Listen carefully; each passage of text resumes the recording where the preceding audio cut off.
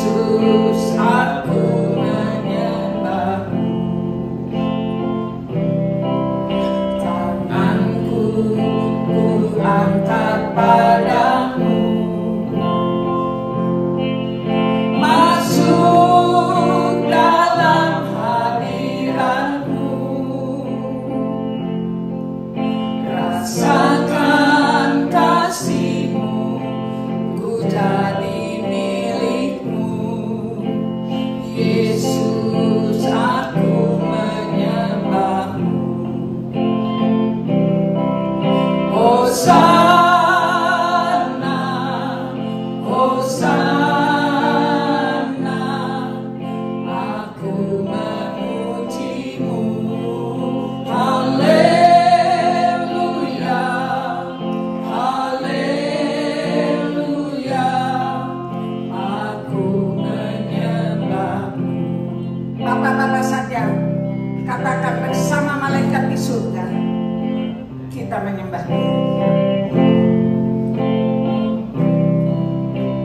Sama malaikat di surga,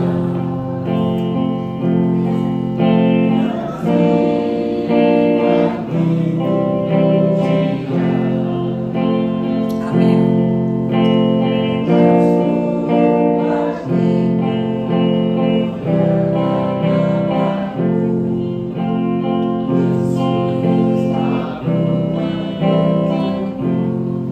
Mari kita angkat tangan kita, katakan tanganku angkat padamu. Angkat padamu, masuk dalam hadiratmu. Rasakan kasih-Mu, ku jadi milik-Mu. Yesus, aku menyembah-Mu. Hosana,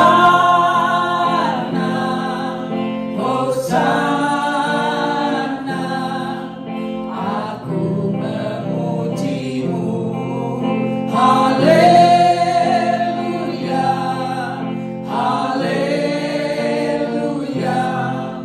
aku menyembah-Mu. Aku menyembah-Mu.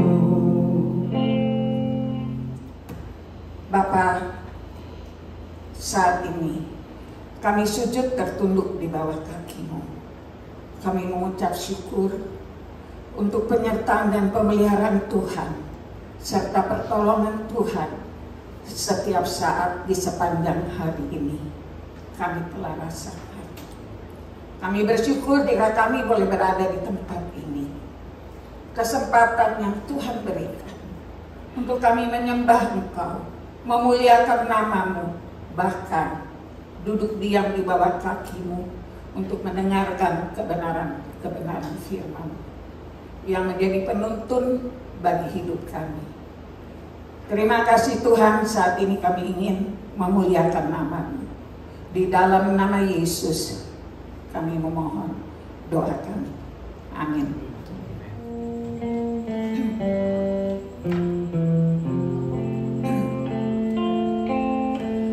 Seperti rusa rindu sungai-Mu, jiwaku rindu Engkau. Kaulah Tuhan hasrat hatiku, ku rindu menyembah-Mu. Seperti rusa, nyatakan kerinduan saudara kepada Tuhan. Rindu sungai-Mu, jiwaku rindu Engkau. Kaulah Tuhan hasrat hatiku, ku rindu menyembah-Mu. Saya undang kita semua bangkit berdiri. Yesus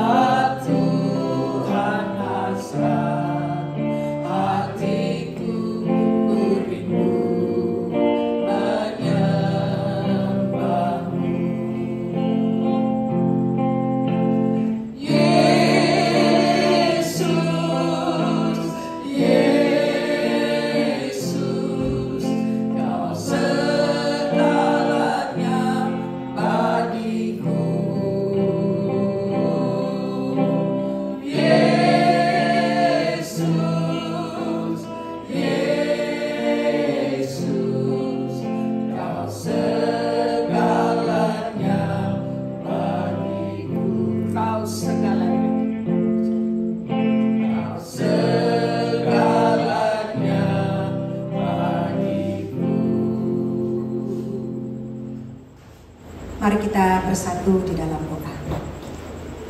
Terima kasih Tuhan untuk malam hari ini kami boleh ada di rumah-Mu. Terima kasih untuk kebaikan-Mu yang nyata dalam hidup kami. Kami telah melihat pertolongan-Mu hari lepas hari boleh ada dalam hidup kami. Dari mana kami boleh ada hari ini semua hanya karena pertolongan dan kasih sayang Tuhan dalam hidup kami. Terima kasih di mana melalui juga kesaksian-kesaksian yang kami dengar. Engkau adalah Allah yang hidup, Allah yang mendengar setiap doa dan seruan kami. Karena itu Tuhan, sebagai manusia kami sadar, kami ini lemah.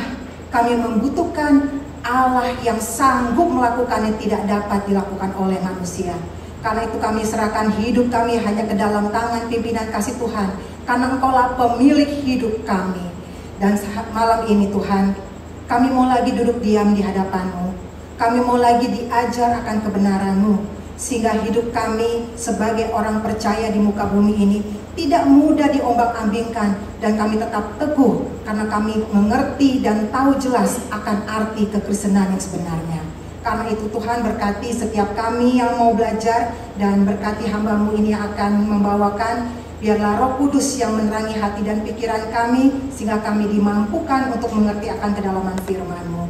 Di dalam nama Tuhan Yesus, kami berdoa dan mengucap syukur kepada Bapa di surga. Amin. Saudara, tema yang akan saya bawakan pada malam hari ini adalah ajaran Alkitab tentang gereja. Kita mau belajar apa sih gereja itu? Nah, kita mau lihat dari Alkitab, sudut pandang Alkitab, ajaran Alkitab. Sudah dapat semuanya? Oke, kita mulai ya.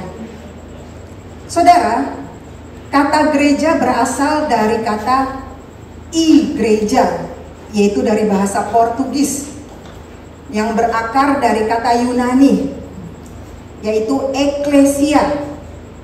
Ek artinya keluar, dan kaleo artinya memanggil. Jadi gereja artinya sekelompok manusia yang dipanggil keluar dari dunia ini oleh Allah untuk menjadi sebuah kelompok atau komunitas.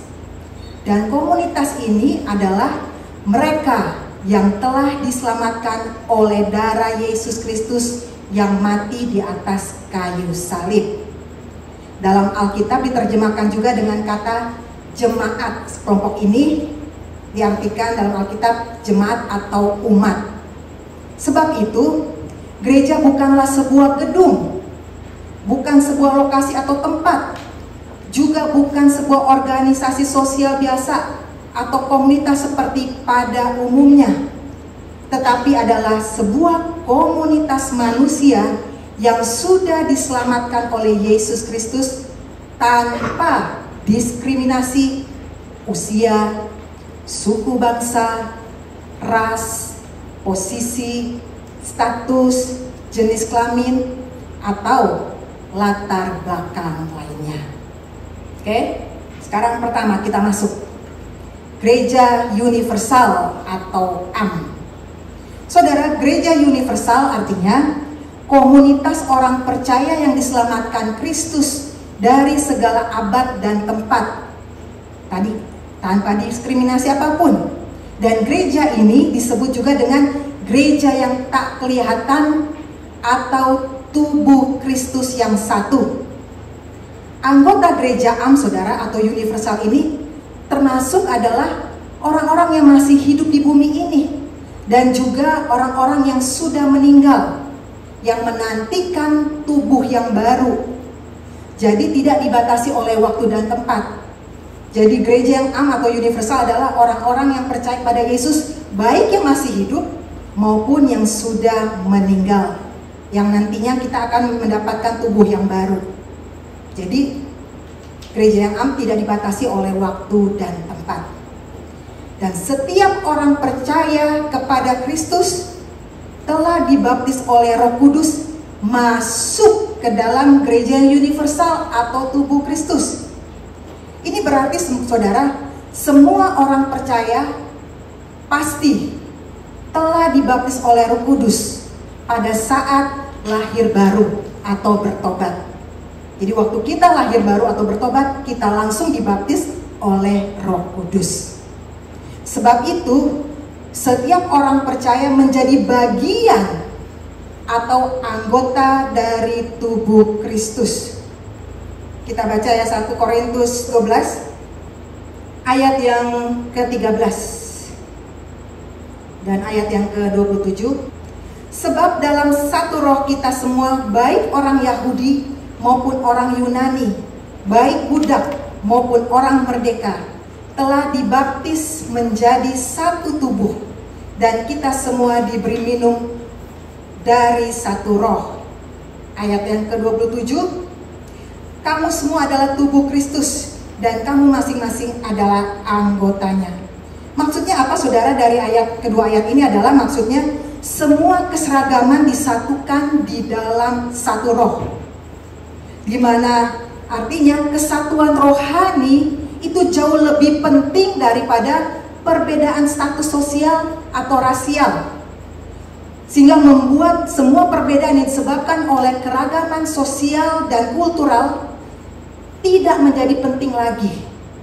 Sehingga apa yang dikerjakan Allah secara spiritual itu melampaui apa yang diterima oleh orang secara natural. Jadi tubuh Kristus itu tidak ada perbedaan lagi. Tidak ada pembedaan status rasial, sosial, dan lain sebagainya. Karena apa? Karena apa yang dikerjakan Allah itu lebih penting atau melampaui semua yang kita terima secara natural. Inilah yang dimaksud dari 1 Korintus 12 ayat yang ke-13 dan ayat yang ke-27. Yang kedua, kita masuk ke dalam gereja lokal.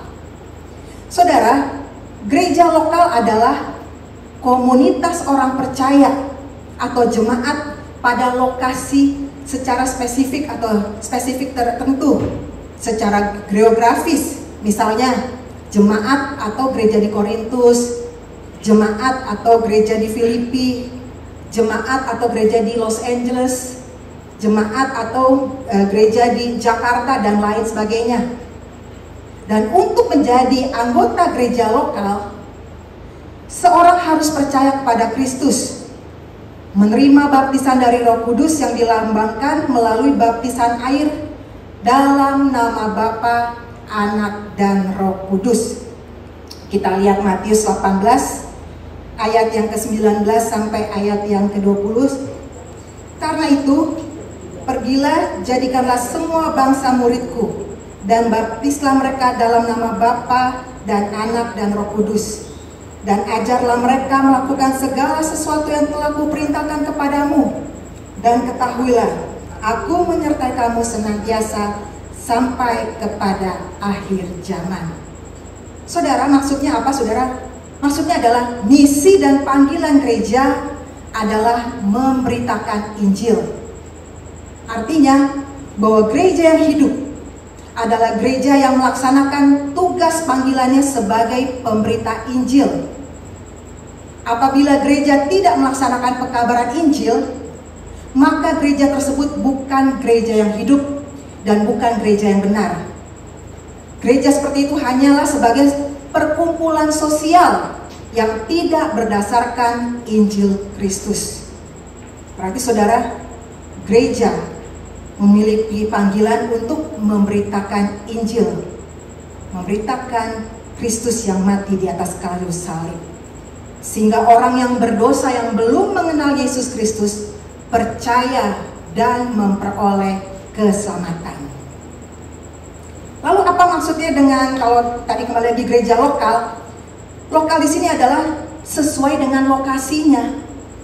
Misalnya ya tadi yang saya katakan, yang di Los Angeles ya gereja lokalnya Los Angeles, ada yang di Jakarta, di San Francisco, di Francisco, jadi sesuai geografisnya. Oke? Yang ketiga, esensi atau natur dari gereja. Saudara, Alkitab memberikan beberapa gambaran tentang esensi atau natur dari gereja. Yang pertama, gereja adalah umat Allah. Kita baca dari 1 Petrus 2 ayat yang ke-9 sampai ayat yang ke-10. 1 1, 2, 3. Tetapi kamulah bangsa yang terpilih, imamat yang rajani, bangsa yang kudus, umat kepunyaan Allah sendiri, supaya kamu memberitakan perbuatan-perbuatan yang besar dari Dia, yang telah memanggil kamu keluar dari kegelapan kepada terangnya yang ajaib. Kamu yang dahulu bukan umat Allah, tetapi yang sekarang telah menjadi umatnya, yang dahulu tidak dikasihani, tetapi yang sekarang telah beroleh belas kasihan. Artinya apa, saudara? Artinya kehidupan orang percaya ini memiliki tugas untuk memberitakan dan menyaksikan perbuatan-perbuatan Tuhan Allah yang besar dalam kehidupan kita. Melalui apa? Melalui pola pikir kita, melalui perkataan kita, dan melalui tindakan kita. Itulah yang dimaksud juga gereja adalah umat Allah.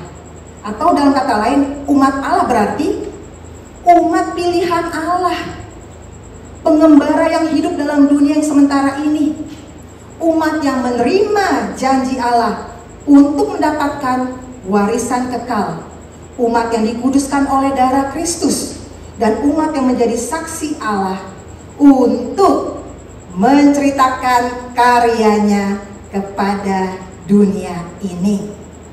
Berarti saudara sebagai gereja Tuhan, sebagai umat Allah, memiliki tugas tanggung jawab, yaitu menyaksikan perbuatan-perbuatan Allah yang besar melalui kehidupan kita.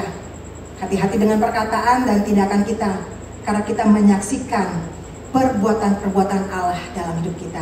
Orang dapat menyaksikan, melihat Yesus melalui hidup kita. Yang B, gereja adalah bait Allah yang kudus. Kita baca dalam Efesus 2 ayat yang ke-21 sampai ayat yang ke-22. Di dalam Dia tumbuh seluruh bangunan rapi tersusun menjadi bait Allah yang kudus di dalam Tuhan. Di dalam Dia kamu juga turut dibangunkan menjadi tempat kediaman Allah di dalam Roh. Maksudnya apa, saudara? Maksudnya adalah gereja itu dirancang oleh Tuhan Yesus sebagai batu-batu yang disusun secara rapi olehnya. Hal ini menunjuk bahwa Tuhan punya kepentingan untuk membentuk hidup kita sesuai dengan rancangan dan kehendaknya. Oleh karenanya, kita harus menyediakan diri dengan segenap hati, menerima pembentukan dari Tuhan dengan respon yang terus mau belajar dan taat melakukan kehendaknya setiap hari. Gereja adalah tempat kediaman Allah. Dengan kata lain, saudara, Allah sudah membeli kita. Allah sudah membeli hidup kita supaya Ia bisa tinggal di dalam kita. Karena itu kita tidak boleh hidup semau kita sendiri, tapi kita harus hidup sesuai dengan kehendaknya. Gereja adalah bait Allah yang kudus. Artinya bait Allah bukanlah bait yang dalam arti bangunan fisik, tapi melainkan bangunan spiritual atau rohani dalam persekutuan dengan Allah yang kudus. Sebab itu, setiap orang percaya haruslah berkumpul bersama-sama untuk beribadah dan menyembah Allah dalam roh dan kebenaran. Apa artinya, saudara? Atau kita baca Yohanes 4 ayat 24, dikatakan Allah itu adalah roh dan barang siapa menyembah Dia harus menyembah dalam roh dan kebenaran. Maksudnya adalah yang seperti saya jelaskan tadi, bahwa hidup kita harus sesuai dengan kehendaknya, dan ini adalah ibadah yang sejati. Apa ibadah sejati? Yaitu dengan segenap hati kita melakukan kehendaknya, dengan segenap pikiran kita melakukan kehendaknya, dengan segenap kekuatan kita melakukan kehendaknya. Inilah yang disebut dengan kita hidup sesuai dengan, atau kita harus beribadah dan menyembah Allah dalam roh dan kebenaran. Kita harus hidup dalam ketaatan dengan segenap hati, segenap jiwa, segenap pikiran, dan segenap kekuatan. Yang C, gereja adalah tubuh Kristus. 1 Korintus 12 ayat yang ke-27, kamu semua adalah tubuh Kristus dan kamu masing-masing adalah anggotanya. Apa maksudnya saudara? Maksudnya adalah bahwa pemilik jemaat atau gereja adalah Kristus. Artinya, atau dalam arti yang lebih besar, sebuah komunitas yang bersatu yang tidak bisa terpecahkan, di mana gereja dipanggil untuk saling mengasihi. Karena apa? Karena kita milik Kristus, sehingga kita dipanggil untuk mengasihi satu dengan yang lain, memperhatikan satu dengan yang lain, saling menasihati satu dengan yang lain, dan saling melayani satu dengan yang lain. Kita bisa baca di ayat yang ke-14 sampai ayat yang ke-16. 1 Korintus 12 ayat yang ke-14 sampai ayat ke-16. Karena tubuh juga tidak terdiri dari satu anggota, tetapi atas banyak anggota. Andai kata kaki berkata, karena aku bukan tangan, aku tidak termasuk tubuh, jadi benarkah ia tidak termasuk tubuh? Saudara, artinya adalah bahwa kita sebagai tubuh Kristus menjadi satu kesatuan yang tidak dapat terpisahkan.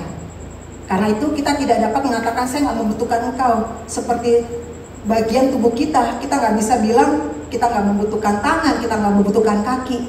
Karena kita merupakan satu kesatuan dari tubuh Kristus. Itulah jemaat. Lalu pertanyaannya, gereja dapat dijuluki tubuh Kristus. Kenapa saudara?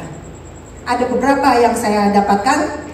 Gereja dapat dijuluki tubuh Kristus. Alasannya pertama, karena anggota tubuh Kristus dipersatukan dengan Kristus dalam keselamatan. Saudara bisa baca nanti di Efesus 4 ayat yang ke-15 sampai ayat yang ke-16. Alasannya kedua, kenapa gereja dijuluki sebagai tubuh Kristus? Kedua, karena anggota tubuh Kristus mengikuti Kristus sebagai pemimpin. Berarti Kristus adalah kepala mereka. Kita baca dalam Efesus 1 ayat yang ke-22 sampai ayat yang ke-23. Alasan ketiga, kenapa gereja dijuluki sebagai tubuh Kristus? Yang ketiga adalah karena anggota tubuh Kristus merupakan perwakilan jasmani Kristus di dunia ini. Gereja adalah organisme yang melaluinya Kristus mewujudkan kehidupannya di dunia ini. Jadi kita adalah perpanjangan tangan Tuhan. Itulah gereja. Dan yang keempat, kenapa gereja dijuluki sebagai tubuh Kristus? Alasannya karena anggota tubuh Kristus didiami oleh Roh Kudus Kristus. Kita baca dalam Roma 8 ayat yang ke-9. Dan alasan yang kelima, kenapa gereja dijuluki sebagai tubuh Kristus? Karena anggota tubuh Kristus memiliki berbagai karunia rohani khusus menurut fungsinya. Saudara baca dari 1 Korintus 12 ayat 4 sampai 31, dikatakan karena sama seperti tubuh itu satu dan anggota-anggotanya banyak, dan segala anggota itu sekalipun banyak merupakan satu tubuh. Demikian pula Kristus adalah satu. Itu bisa kita baca di ayatnya yang ke-12, yaitu 1 Korintus 12 ayat ke-12. Dan alasan yang keenam, kenapa gereja dijuluki sebagai tubuh Kristus adalah karena anggota tubuh Kristus mempunyai keterikatan dengan orang percaya lainnya yang tidak menghiraukan yang tadi saya disebutkan latar belakang, ras, ataupun pelayanan. Sehingga kalau kita baca di 1 Korintus 12 ayat ke-25 dikatakan, jangan terjadi perpecahan dalam tubuh, tetapi supaya anggota-anggota yang berbeda itu saling memperhatikan satu dengan yang lainnya. Oke. Yang D, gereja adalah pengantin Kristus. Kita baca di Markus 2 ayat yang ke-18 sampai ayat yang ke-22. Pada suatu kali ketika murid-murid Yohanes dan orang-orang Farisi sedang berpuasa, datanglah orang-orang dan mengatakan kepada Yesus, "Mengapa murid-murid Yohanes dan murid-murid orang Farisi berpuasa, tetapi murid-muridmu tidak?" Jawab Yesus kepada mereka, "Dapatkah sahabat-sahabat mempelai laki-laki berpuasa sedang mempelai itu bersama mereka? Selama mempelai itu bersama mereka, mereka tidak dapat berpuasa. Tetapi waktunya akan datang, mempelai itu diambil dari mereka, dan pada waktu itulah mereka akan berpuasa. Tidak seorang pun menambahkan secarik kain yang belum susut pada baju yang tua, karena jika demikian kain penambal itu akan mencabiknya, yang baru yang mencabik yang tua, lalu makin besarlah koyaknya. Demikian juga tidak seorang pun mengisikan anggur yang baru ke dalam kantong kulit yang tua, karena jika demikian anggur itu akan mengoyakkan kantong itu, sehingga anggur itu dan kantong dua-duanya terbuang, tapi anggur yang baru hendaknya disimpan dalam kantong yang baru pula." Saudara, secara garis besar, gereja adalah pengantin Kristus. Maksudnya adalah dengan gambaran ini, Yesus menyampaikan bahwa dialah Mesias, sang mempelai pria. Nah, dikatakan digambarkan perkawinan atau digambarkan perkawinan adalah untuk menggambarkan adanya sukacita. Dengan kedatangan Kristus itu mendatangkan sukacita bagi umatnya. Berarti Yesus adalah pengantin pria dan kita jemaatnya adalah menunggu pengantin pria, berarti kita adalah pengantin wanitanya. Atau artinya saudara, gereja adalah pengantin Kristus, dengan kata lain adalah komunitas manusia yang mementingkan hidup yang suci. Karena kita adalah pengantin wanitanya, berarti kita menunggu pengantin pria, yaitu Mesias itu sendiri. Berarti kita harus hidup yang suci, hidup yang kudus, moral yang benar, dan pengajaran yang benar sesuai dengan ajaran firman Tuhan, yaitu Alkitab. Gereja juga sedang menantikan kedatangan Kristus yang kedua kali untuk memasuki persekutuan dengan anak domba, yaitu Kristus yang sudah berkorban baginya.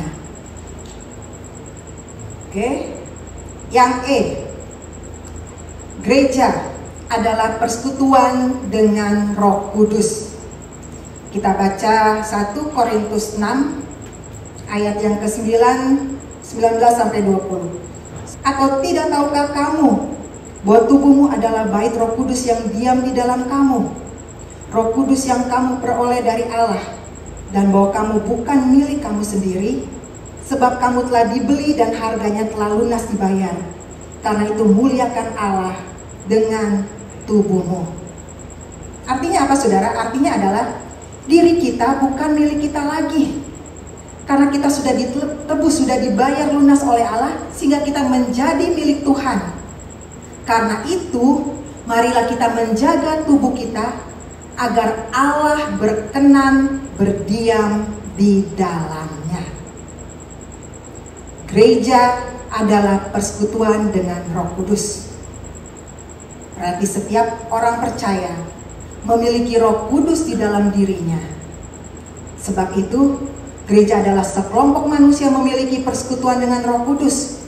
Dan persekutuan ini memberikan kedamaian, kesatuan, karunia untuk melayani, pengabdian rohani, pemenuhan Roh Kudus, dan pimpinan Roh Kudus dalam menjalani hidup di dunia ini. Karena Roh Kudus tinggal di dalam kita, seharusnya lah gereja atau tubuh Kristus memberikan kedamaian, kesatuan, bukan perpecahan, bukan pertikaian, dan kita saling melengkapi satu dengan lain dan melayani sesuai dengan karunia yang diberikan oleh Allah. Yang keempat, unsur dan tujuan dari gereja. A. Koinonia atau persekutuan. Apa yang dimaksudnya dari koinonia atau persekutuan? Ini adalah sebuah panggilan untuk bersekutu dengan Allah, dengan sesama orang beriman.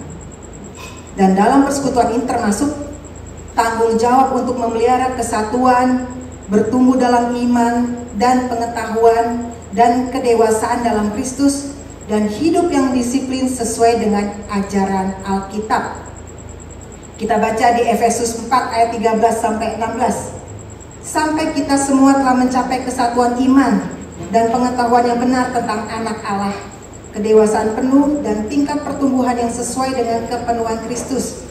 Sehingga kita bukan lagi anak-anak yang diombang-ambingan oleh rupa-rupa angin pengajaran, oleh permainan palsu manusia dalam kelicikan mereka yang menyesatkan, tetapi dengan teguh berpegang kepada kebenaran, di dalam kasih kita bertumbuh di dalam segala hal ke arah Dia, Kristus yang adalah kepala. Daripadanya seluruh tubuh yang rapi tersusun dan diikat menjadi satu oleh pelayanan semua bagiannya, sesuai dengan kadar pekerjaan tiap-tiap anggota, menerima pertumbuhannya dan membangun dirinya dalam kasih. Artinya apa, saudara? Artinya dengan pengenalan kita semakin dalam kepada pribadi Kristus, maka semakin kita dewasa di dalam rohani, sehingga kita tidak akan mudah untuk digoncangkan dengan ajaran-ajaran manusia yang menyesatkan.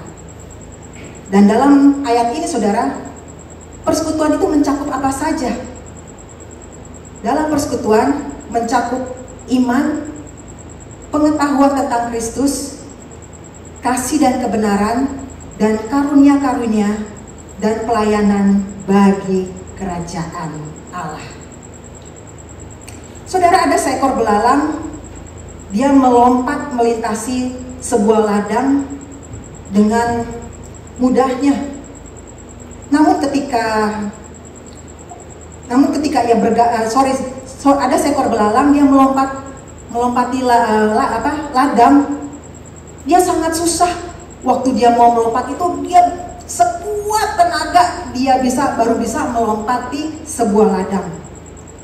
Namun ketika ia bergabung dengan belalang-belalang lain, sekawanan belalang ini akan segera melahap semua tanaman yang mereka lewati. Yang belalang yang pertama ini untuk melewati sebuah ladang aja dia begitu susah. Namun ketika dia bergabung dengan sekawanan belalang, si belalang ini dengan mudah melewati dan dengan mudah melahap semua tanaman yang mereka lewati bersama dengan sekawanan belalang-belalang lainnya.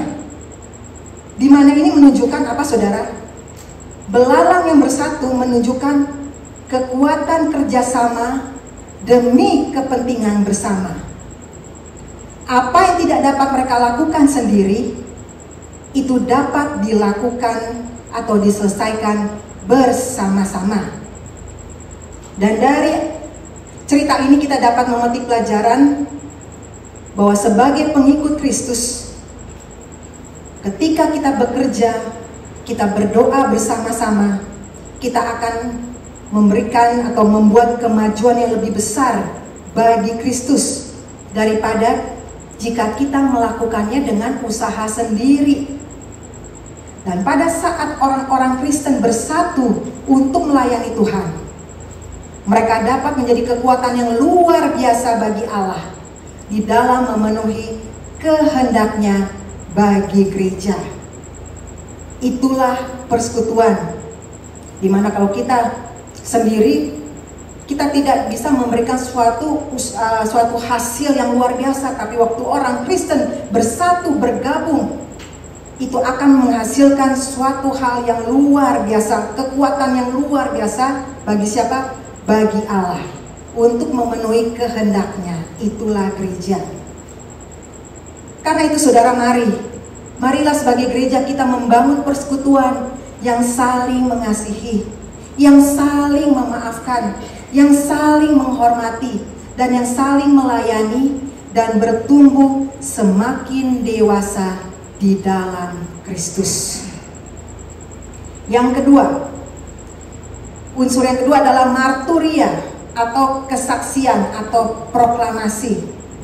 Maksudnya apa, saudara? Maksudnya setiap orang percaya diberikan tanggung jawab.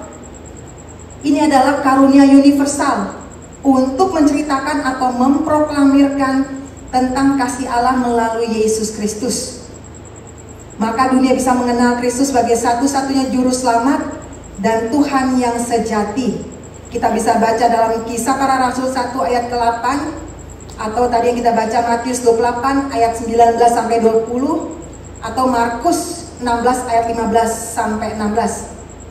Saya simpulkan dari ketiga ayat ini, tugas dan panggilan orang percaya adalah memberitakan Injil, menyaksikan Kristus, memproklamirkan salib kepada orang lain. Marturia, saudara, kalau kita mau belajar ya, kita baca. Marturia ini adalah berasal dari bahasa Yunani yang sama dengan martiria, yang artinya salah satu istilah dipakai gereja di dalam melakukan aktivitas imannya atau sebagai tugas panggilan gereja, yaitu dalam kesaksian iman. Dan yang dimaksud dengan kesaksian iman adalah yang tadi saya sebutkan adalah pemberitaan Injil sebagai berita keselamatan bagi manusia.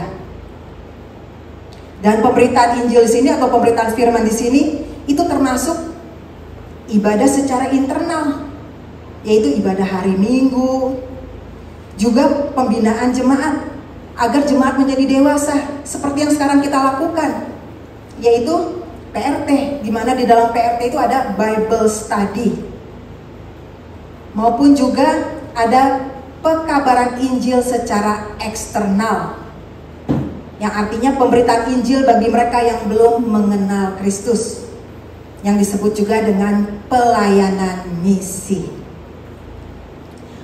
Saudara, suatu hari ada seorang gadis kecil, dia berdiri di pinggir keramaian ketika ayahnya sedang bersaksi tentang apa yang telah diperbuat Tuhan bagi dirinya. Dia menyaksikan bagaimana Tuhan telah menyelamatkan dia dan menarik dia dari gaya hidupnya sebagai seorang pemabuk. Dan tiba-tiba, saudara, waktu bapak ini sedang menceritakan tentang perbuatan Tuhan membuat hidupnya berubah, ada seorang pria dengan sinis di sampingnya. Dia tidak tahan mendengar bapak tua ini menceritakan tentang Yesus. Lalu si pria ini berteriak dan berkata, "Kenapa Anda tidak duduk diam saja? Hai orang tua, Anda sedang bermimpi." Dan ketika orang itu sedang berteriak kepada si bapak tua ini, tak lama kemudian dia merasa jaketnya itu ada yang menarik ke bawah. Dan waktu dia menoleh, ternyata yang menarik jaketnya ke bawah itu adalah seorang gadis kecil. Dan gadis kecil ini menatap pria ini begitu tajam dan berkata, "Tuan, Anda sedang bicara apa?" "Yang Anda bicarakan itu adalah ayah saja, ayah saya. Dan dia bukanlah seorang pemimpi. Kalau Tuan tidak percaya, mari saya ceritakan ya tentang ayah saya ini. Ayah saya ini dulunya adalah seorang pemabuk. Dia pulang selalu tiap hari malam hari dengan keadaan mabuk dan selalu marah-marah kepada mama saya. Dan tidak itu saja, setiap pulang dalam keadaan mabuk, mama saya selalu dipukul. Dan mama saya selalu menangis setiap malam. Dan pada saat itu, kami sekeluarga tidak memiliki pakaian bagus untuk kami pakai. Karena apa? Karena ayah saya selalu membelanjakan uangnya untuk membeli whisky. Kadang-kadang saya juga tidak memiliki sepatu untuk saya kenakan ke sekolah. Tapi tahukah Tuan, kalau hari ini saya memiliki sepatu saya, dan kalau Tuan melihat di pojok itu ada seorang wanita yang sedang tersenyum, itu adalah ibu saya. Dan dia tidak pernah menangis lagi. Sekarang dia selalu menyanyi. Kenapa? Karena Yesus telah merubah ayah saya. Yesus telah merubah rumah kami. Saudara, cerita ini membuktikan bahwa firman Tuhan, yaitu Yesus sendiri, sanggup mengubah kehidupan seseorang yang jahat, yang kotor, yang hancur sekalipun, dapat diubah menjadi ciptaan yang baru. Karena itu saudara, marilah kita lebih giat untuk bertumbuh di dalam kebenaran firman-Nya, baik melalui ibadah setiap hari Minggu maupun Bible study seperti yang kita lakukan setiap hari Jumat. Dan mulailah terlibat di dalam pekabaran Injil, mulai dari keluargamu, mulai dari teman terdekatmu, dan orang-orang di sekitar saudara. Yang C, diakonia atau pelayanan sosial. Apa maksudnya? Ini adalah tanggung jawab yang mulia, yaitu dengan melakukan perbuatan yang baik secara sosial. Tujuannya untuk membuktikan bahwa orang percaya itu memiliki buah Roh Kudus. Bisa saudara baca dalam Galatia 5 ke-22, dan salah satu buah roh adalah kebaikan. Dan perbuatan baik ini bukanlah sebagai jasa, melainkan buah nyata dari pertobatan yang dapat memuliakan Allah. Kita baca dalam Efesus 2 ayat yang ke-10. Karena kita ini buatan Allah, diciptakan dalam Kristus Yesus untuk melakukan pekerjaan baik yang dipersiapkan Allah sebelumnya. Ia mau supaya kita hidup di dalamnya. Juga saudara bisa baca dalam Matius 5 ayat ke-16. Saudara bisa baca di rumah.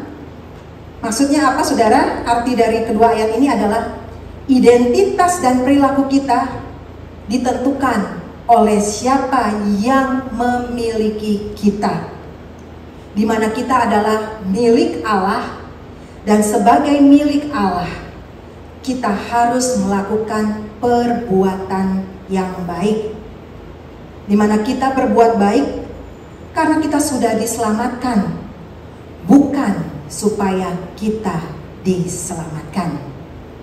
Jadi berbeda ya.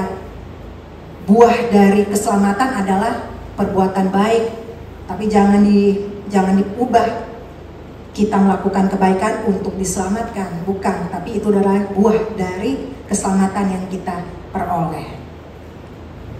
Saudara-saudara tahu jam tangan kan? Atau jam dinding? Pada waktu sebuah baterai dimasukkan ke dalam jam dinding, maka jam dinding akan mulai bekerja menjalankan tugasnya. Detik demi detik, menit demi menit, jam demi jam, ia terus bekerja dan bekerja sampai baterai itu habis. Jam dinding itu bekerja tanpa pamrih. Mau dilihat orang atau tidak, ia tetap berdenting. Mau dihargai orang atau tidak, ia tetap berputar. Walaupun tak seorang pun mengucapkan terima kasih untuk pemutaran jamnya, ia masih tetap bekerja.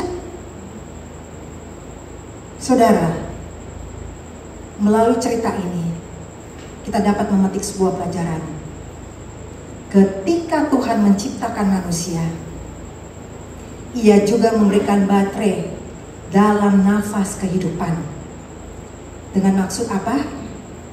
Agar kita bisa bekerja dan berkarya serta menjadi berkat bagi sesama, seperti jam dinding tadi. Selama baterai itu masih hidup dan berfungsi, biarlah kita mau untuk terus melakukan hal-hal yang baik dan berguna bagi sesama, tanpa memusingkan diri terhadap pujian dan penghargaan dari manusia. Sekalipun hal-hal yang tidak baik atau kita mungkin tidak dihargai oleh orang lain, tapi teruslah berlaku baik, melakukan pekerjaan baik, karena kita sudah menjadi milik Kristus. Mari saudara, mulailah ikut berbagian dalam melayani sesama, baik secara internal dalam jemaat lokal di gereja kita IGNC, berupa mendoakan sesama yang sakit, mendoakan saudara kita yang juga mungkin menghadapi masalah atau pergumulan, memberikan perhatian, memberikan penjemputan, memberikan makanan, dan masih banyak lainnya. Maupun secara eksternal, misalnya mengambil bagian dalam pelayanan misi. Bisa dilakukan membantu dalam hal keuangan, memberikan barang-barang yang dibutuhkan untuk yatim piatu, maupun pelayanan-pelayanan misi lainnya. Dan yang terakhir adalah pemerintahan atau tipe atau sistem dari gereja. A. Pemerintahan atau tipe atau sistem dari gereja A, yaitu episkopal, yang berasal dari kata episkopos, yang artinya sama dengan bishop, di mana kekuasaan tertinggi atau kuasa tertinggi ada dalam kepemimpinan seorang bishop atau kepala pendeta, di mana gereja-gereja ini adalah gereja seperti gereja Metodis, gereja episkopal, dan Lutheran, di mana gereja-gereja ini adalah kepala pendetanya adalah bishop yang menjadi pemimpin gereja tersebut. Sedangkan B, presbyterian, berasal dari kata presbuteros, yang sama dengan tua-tua atau majelis, yang artinya kuasa tertinggi ada dalam kepemimpinan para majelis yang terpilih. Contohnya gereja-gereja seperti ini adalah gereja presbyterian, gereja Injili, juga gereja Reform, yaitu gereja IGNC atau gereja Reform ya. Jadi kita kuasa tertinggi ada dalam kepemimpinan para majelis atau para tua-tua. Dan yang ketiga atau C, kongregasional, berasal dari kata congregatio, yang sama dengan jemaat. Artinya kuasa tertinggi ada dalam rapat jemaat secara menyeluruh. Ini terdapat dalam gereja-gereja seperti gereja kongregasional, Pentakostal, Baptis, dan sejenisnya. Engkau adalah Allah yang kuasa, Allah yang menciptakan seluruh dunia dan menciptakan manusia. Terima kasih kami memiliki Allah yang luar biasa, Allah yang berkuasa atas segala sesuatu. Karena itu Tuhan, saat ini kami mau menaikkan setiap seruan dan doa-doa kami kepada Allah yang berkuasa. Saat ini sebagai gereja Tuhan, kami bersatu hati saudara Tuhan untuk mendoakan setiap saudara-saudara kami yang membutuhkan doa-doa kami. Kami membawa nama-nama mereka ke hadapan-Mu. Saat ini kami mau menyebut mereka Tuhan. Kami mau menyerahkan Lily Cheng. Oh Tuhan Yesus, segala puji, hormat, dan syukur kami naikkan kepadamu untuk segala perbuatan-Mu yang besar bagi anak-Mu ini. Di mana kami melihat bahwa Tuhan bekerja dan terus bekerja untuk kesempurnaan dari tubuh Lily. Tidak ada yang mustahil bagi Engkau Tuhan. Walaupun secara manusia kami tidak mengerti apa yang sedang terjadi, tapi sebagai orang percaya, orang yang beriman, kami percaya bahwa apapun yang Tuhan izinkan tidak pernah jahat, tidak pernah salah, dan Tuhan memiliki rancangan yang terbaik bagi setiap anak-anak-Mu. Terima kasih Tuhan, di mana kami melihat apa yang tidak pernah kami lihat, apa yang tidak pernah kami dengar, dan tidak pernah kami pikirkan, itulah yang disediakan Tuhan bagi setiap orang yang percaya kepadamu. Di mana Tuhan telah bekerja, kemajuan demi kemajuan kami telah melihat dan mendengar perbuatan-Mu yang besar. Terima kasih Tuhan, dan kami percaya sesuai waktu Tuhan, karya Tuhan akan dinyatakan untuk kesembuhan Lily. Karena itu ajari kami untuk tetap memiliki iman percaya, terus berdoa, terus berseru kepada Tuhan, sehingga pada waktunya Tuhanlah yang akan menyatakan kebesaran-Mu, dan Tuhan sendiri yang akan ditinggikan dan dimuliakan melalui ini semua. Terima kasih Bapa. Kami juga bersyukur untuk Ibu Nina, di mana Tuhan telah menolong operasinya yang lalu, dan kami percaya Tuhan, operasi selanjutnya untuk lututnya maupun perbaikan giginya akan Tuhan tolong. Berkati segala persiapan-persiapan operasi sehingga Ibu Nina siap, dan waktu Tuhan Ibu Nina akan dioperasi dan akan disembuhkan. Terpujilah Engkau Tuhan. Terima kasih juga Tuhan, kami mau berdoa untuk Pak Harili. Tuhan, kami serahkan Pak Harili dalam proses kimo maupun radiasinya, biarlah Engkau memberkati proses ini dan berikan dia kekuatan mental, baik juga spiritualnya, untuk tetap kuat dan memiliki iman bahwa Tuhan yang akan menolong dia dan tidak akan membiarkan dia. Terima kasih Bapak. Juga kami mau serahkan untuk Lilia, untuk juga persiapan operasinya yang masih tertunda. Tuhan, biarlah Engkau memberkati persiapan operasinya. Tuhan yang akan menentukan dokter maupun rumah sakitnya, sehingga yang terbaik yang dari Tuhan, sehingga Lilia dapat dioperasi, dan melalui ini juga Tuhan Yesus ditinggikan. Terima kasih Bapak. Juga kami mau serahkan untuk remaja kami Arthur Palar. Oh Tuhan Yesus, kami terus berdoa, biarlah kesembuhan yang sempurna boleh terjadi untuk adik kami ini. Biarlah dengan cara dan waktu Tuhan juga adik kami Arthur Palar boleh disembuhkan. Juga berikan kekuatan, berikan iman untuk kedua orang tuanya di dalam menemani dan boleh menjalani hari-harinya. Terima kasih Bapak. Juga kami mau serahkan untuk Ciane dalam proses pemulihan kesehatan, untuk mamanya Hegel dalam pemulihan kesehatan, juga adik kami Charlie. Oh Tuhan Yesus, biarlah kuasa-Mu yang ajaib menyembuhkan adik kami Charlie. Juga kami mau serahkan Noah ke dalam tangan pimpinan kasih Tuhan untuk proses kesembuhan jantungnya. Oh Tuhan Yesus, Tuhan sendiri yang akan menolong dia, sebagaimana kami telah melihat perbuatan-Mu untuk menyembuhkan adik kami ini. Kami percaya kesembuhan secara sempurna boleh terjadi untuk Noah. Terima kasih Bapak. Juga kami mau serahkan untuk Yafet Martin, anaknya cerita di Indonesia, yang saat ini juga masih sakit autoimun dan liver. Oh Tuhan Yesus, biarlah kuasa darah-Mu menyembuhkan dan memulihkan Yafet Martin. Juga kami serahkan untuk mamanya Ramona di Indonesia, untuk Tante Oni di Indonesia, untuk Cilia Ojun, kakaknya Cievi di Indonesia. Tuhan, biarlah Engkau memberikan kekuatan bagi mereka di dalam masa pemulihan. Terima kasih Tuhan Yesus. Saat ini kami mau berdoa untuk para senior kami. Kami mau serahkan Om Paul Wardana.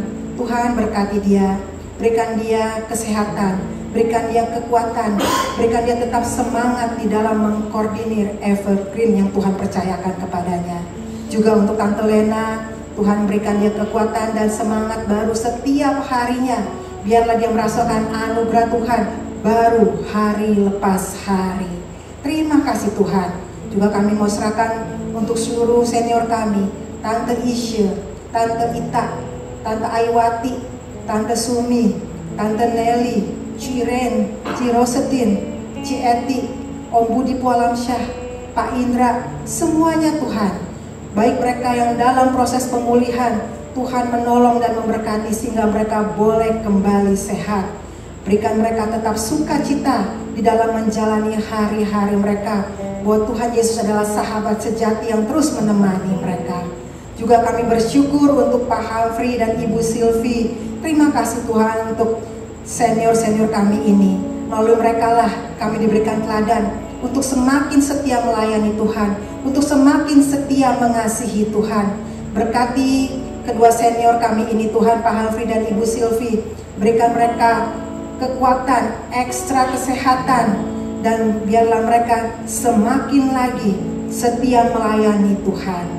Dan pada akhirnya juga Tuhan kami serahkan untuk seluruh anak, mantu, cucu dari para senior kami. Tuhan berkati para cucu, mantu, dan anak dari para senior kami, agar mereka semua menjadi anak, mantu, dan cucu yang sungguh mengasihi Tuhan, yang sungguh takut akan Tuhan, yang sungguh menghormati orang tua, serta memelihara orang tua dengan baik dan penuh cinta kasih. Terima kasih Tuhan Yesus. Juga kami serahkan untuk pelayanan di gereja-Mu Tuhan. Untuk IGNC, Tuhan biarlah memberkati gereja-Mu. Tuhan yang telah memulai gereja ini, kami percaya Tuhan yang akan terus menolong dan memberkati gereja-Mu ini. Berkati para aktivis yang ada di gereja-Mu Tuhan. Biarlah mereka menjadi aktivis yang setia melayani Tuhan, yang memiliki motivasi yang murni mengasihi Tuhan. Berkati gereja ini juga menjadi gereja yang kompak, yang sehat, yang setia dalam ibadah, dan juga gereja yang saling mengasihi, yang saling mendoakan satu dengan yang lain. Juga teringat untuk gembala kami, Pak Edi Francis, yang berada di Jakarta saat ini. Tuhan memberkati pelayanan misi dia. Tuhan tolong dia melalui pelayanan misi di Jakarta. Hanya Tuhan Yesus yang ditinggikan dan diagungkan. Dan melalui pemberitaan firman yang disampaikan, banyak jiwa boleh dimenangkan dan dibawa kepada Kristus. Berikan Pak Edi kesehatan, kekuatan dalam menjalani pelayanan mission trip ini. Dan Tuhan tolong berkati dia dalam perjalanan pulang minggu yang akan datang. Sehingga minggu yang akan datang Pak Edi boleh tiba di LA dengan tidak kurang suatu apapun. Terima kasih Bapak, terima kasih. Dan akhirnya juga kami mau serahkan negara kami tercinta Indonesia.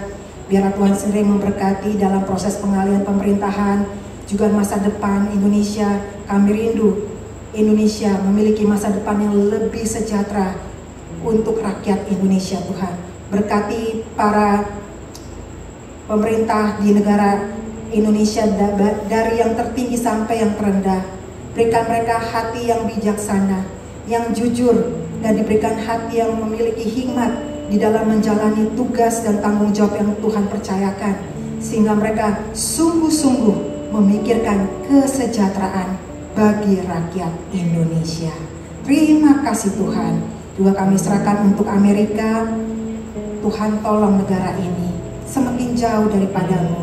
Karena itu Tuhan, pakai setiap gereja Tuhan, anak-anak Tuhan, untuk menjadi kesaksian sehingga Amerika boleh lagi dibawa kepada Tuhan, khususnya untuk pertobatan dari kaum liberal. Oh Tuhan, kasihani mereka, berikan mereka pertobatan sehingga mereka boleh lagi kembali kepada kebenaran yang sesungguhnya. Terima kasih Bapa. Kami juga serahkan untuk pekabaran Injil di seluruh dunia melalui media sosial, literatur, radio, TV, pembagian Alkitab, KKR, KPI, penginjilan pribadi, persahabatan, program gereja, dan lain sebagainya. Tuhan berkati, biarlah melalui setiap program-program yang ada, nama Yesus disebarluaskan dan boleh banyak jiwa dibawa kepada Tuhan. Berkati para hamba-hamba Tuhan yang Kau tempatkan di berbagai daerah penjuru dunia. Berikan mereka kekuatan, berikan mereka sukacita, cukupkan segala kebutuhan mereka dengan kekayaan dan kemuliaan-Mu. Terima kasih Bapa. Juga kami serahkan doa dan pergumulan pribadi kami. Tuhan, Kau tahu setiap pergumulan yang kami hadapi. Engkau tahu kedalaman isi hati kami. Karena itu biarlah Engkau menjawab sesuai dengan cara dan waktu Tuhan. Anak-anak-Mu ada yang bergumul, baik yang sedang mencari pekerjaan, status, teman hidup, pergumulan keluarga, sekolah, karier, bisnis, dan lain sebagainya. Tuhan, buka jalan bagi setiap anak-anak-Mu yang berseru dan berdoa kepada-Mu Tuhan. Juga untuk kakaknya Suni maupun kakak iparnya sedang mencari pekerjaan, kasihani mereka Tuhan. Berikan mereka pekerjaan, khususnya pekerjaan yang tidak mengganggu ibadah mereka hari Minggu. Sehingga melalui ibadah mereka lagi boleh memuji, mempermuliakan Engkau, dan boleh lagi semakin hidup di dalam kebenaran firman Tuhan. Segala kebutuhan mereka biarlah Engkau cukupi dengan kekayaan dan kemuliaan-Mu. Terima kasih Tuhan. Pada akhirnya kami serahkan setiap pergumulan dari setiap saudara-saudara kami yang tidak dapat di-sharingkan. Engkau adalah Allah yang Maha Tahu. Engkau adalah Allah yang Maha Mendengar. Karena itu kami berseru dan berdoa hanya kepada Tuhan yang hidup, yang sedang mendengar setiap seruan dan doa-doa kami.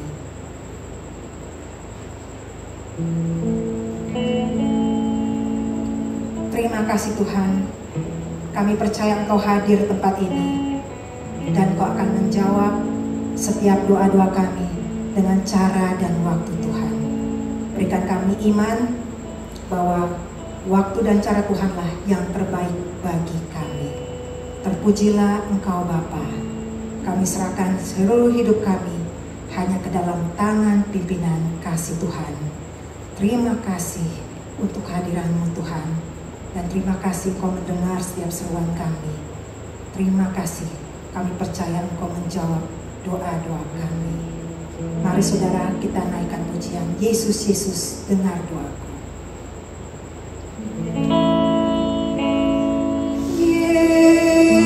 Yesus, Yesus, dengar doaku. Janganlah Tuhan berilah berkat-Mu. Yesus, Yesus, Yesus,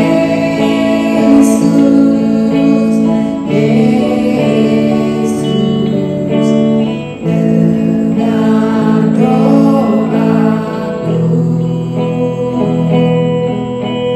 Janganlah Tuhan